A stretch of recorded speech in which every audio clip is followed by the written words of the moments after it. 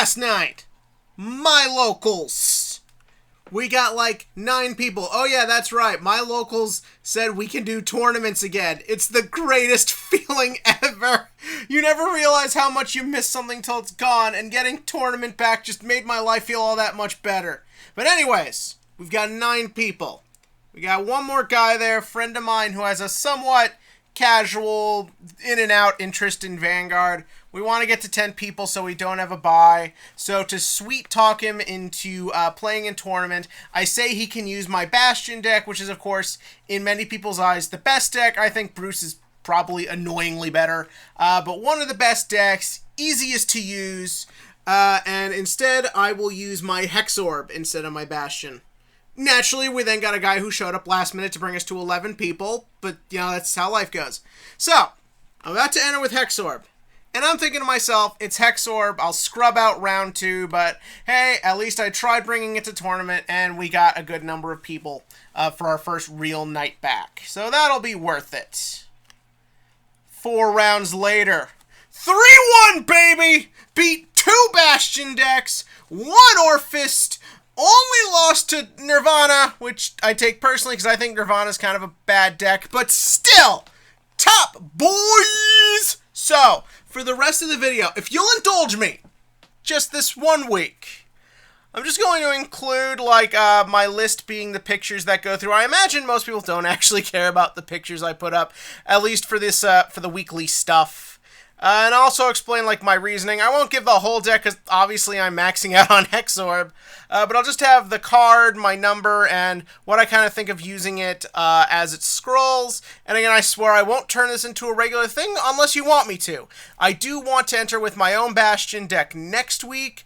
So if I top with that, maybe I'll give that list. Control Bastion gets its best support with the new stuff coming out also on Friday. So maybe we could talk about that. I can't do this regularly because I only play the 2 decks because... I don't know if you've noticed this, but investing in too many decks for D format is not a good idea.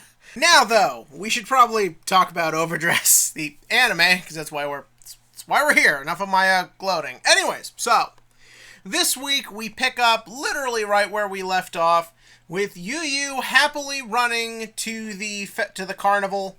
Where we see that, you know, Toya and Megumi, their fights just resolved, the other fights resolved, and it's an astounding win for Team We Play Bastion, motherfucker. And so, yeah, they are about to blow up the merry-go-round. Toya pushes Megumi to the ground and is ready to push the button. Yu walks up, talks to him, blah, blah, blah, blah, blah. I feel like they could probably just call the police. Am I the one who gets that feeling? Just call the cops, because apparently you're here legally, because Megumi's brother allows it. It's like, why don't you just call the police and tell them they rigged a merry-go-round with explosives, and this arc is just over? But no, so anyways, yeah, they blow up the merry-go-round, and a part of me is like, maybe it's a good thing, because that's a rusty old merry-go-round. Someone will die of tetanus from this thing. So anyways, the merry-go-round blows up, and then Yu's like, fight me, Toya! And Toya's like, no! We gotta get to the 22-minute mark, so I'm gonna walk off, and in a week's time, we will fight again. Until then, keep that butthole ready for me, boy! And so then, Toya and the other 2 run off, and Yu screams in a way that is very reminiscent of a baboon with constipation.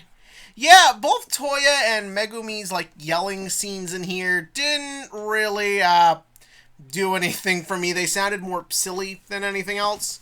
But so then after that, we skip to the next day, where thankfully we get everyone doing something that actually makes sense besides killing Toya, and that is, they're just gonna fix it. They're gonna try and repair the merry-go-round and get things back to normal. They don't know how to do it, but they're gonna try. That feels very much like a normal people thing to do, instead of just sitting there feeling sorry for yourselves. That's what Yu's there for.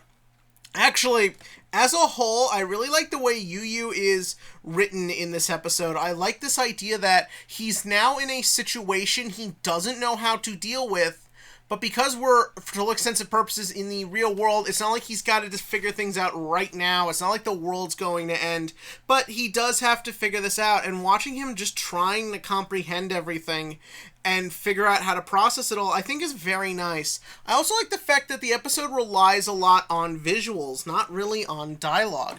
A lot of people who didn't like last week's episode, or like don't like Toya's villain change, is because they're thinking of him as just a villain. They're taking the text just for what it is. And again, if you just want to enjoy the show at a surface level, that's totally fine. But I think the show does a very good job of, if you pay attention, you'll notice that's not really what's going on here. All the scenes between Toya and Megumi, Toya and Yu, just Toya in general, this guy is not okay. Something's going on with him. Something is going wrong. And like I said last week, because we had a whole episode dedicated to showing us that he's not really in a stable mental state to begin with. It's not that hard to believe how he could be pushed or something could make him go to this level of violence. After all, he did the classic as he laughs maniacally. He's got his hands over his eyes. God, missed that anime trope.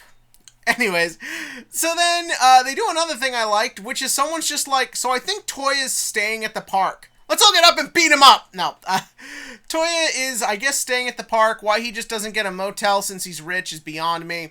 But yeah, so Yu just goes and tries to talk to him and like tell him like, fuck you, and why are you doing this? And Toya is just like in a bad mental state. Not a lot of anime are willing to represent that. They're not really willing to have your protagonist and antagonist just stand across for each other and one of them just convey that something isn't right with him. And I like that Yu isn't just like getting mad so he can have a generic rage arc. He's genuinely trying to understand what is going on here, and when he can't and he can't connect to Toya, it is shown perfectly on his face. You genuinely see him as he processes in real time what is going on here and how just strange it's getting. When Toya goes, maybe I'll just sacrifice my life, it didn't feel like standard shonen card game anime obsession. It felt like someone is saying something that is really wrong, and Yu reacts accordingly. It's a great fucking scene. So then he gets back to the carnival, and everyone's just like, all right, here's our training routine. Does this mean we just have you play against Bastion a bunch of times? No, you're going to play against all of us, who presumably aren't playing Bastion and lost to Toya. But no, so they put Yu in this training routine. I'd argue the best training routine is to tell him not to play Nirvana. I say after my only loss being to Nirvana. Yeah, but anyway, so they train him, and then we get a thing I wasn't really expecting. We get our first glimpse of the supernatural side of the plot, and that is that Yu sees Trickstar, and like he sees Trickstar in the flames, and we find out that in the first episode, what we assumed was just like Sakuga moments, Yu was seeing all this, and more importantly, it's not an info dump. We see Yu as he processes everything, as he thinks through everything, as he notices things. I'm not being told by a Tatsunagi about what the plot is. I am watching my character experience it as he goes. That's so great. And then in the next bit, when you find out Megumi also to some capacity can see this shit as well.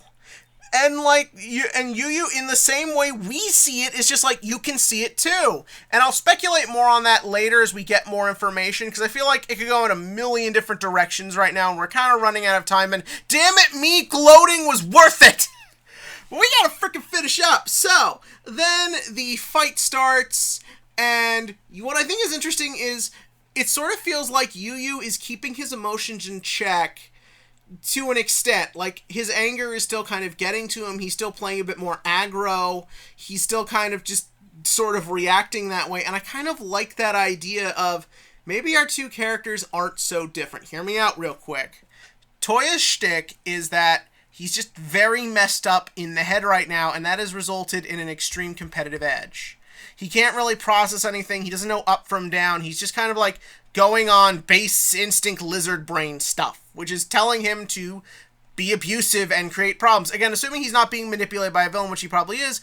But in this moment, we see that Yu Yu is playing more aggressively than he normally does. We see he is putting that emphasis more on anger. Even if he's trying his best to keep his emotions in check, it's still seeping out a little bit, and he ends up putting himself in a situation he kind of can't really play around. I would argue, though, Nirvana is such a straightforward deck, there's not really a lot else you can do, but that's where I'll stop making fun of Nirvana. But anyways, again, because I lost to it.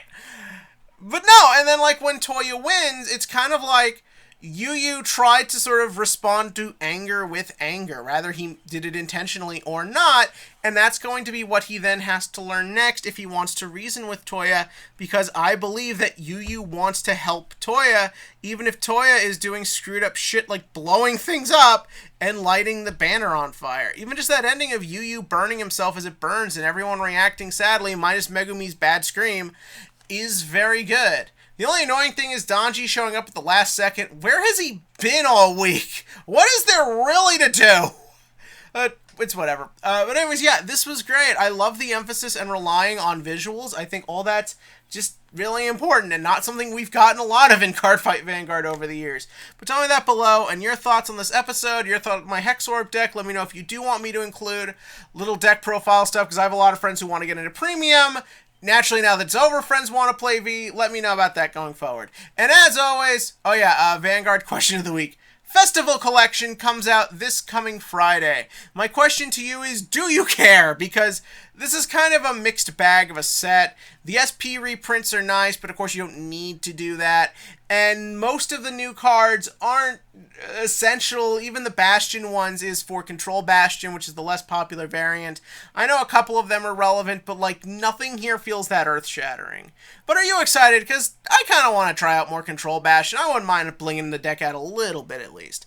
Tell me that below. And as always, click to like, click to subscribe, and join me next week for more sad pretty boys playing card games.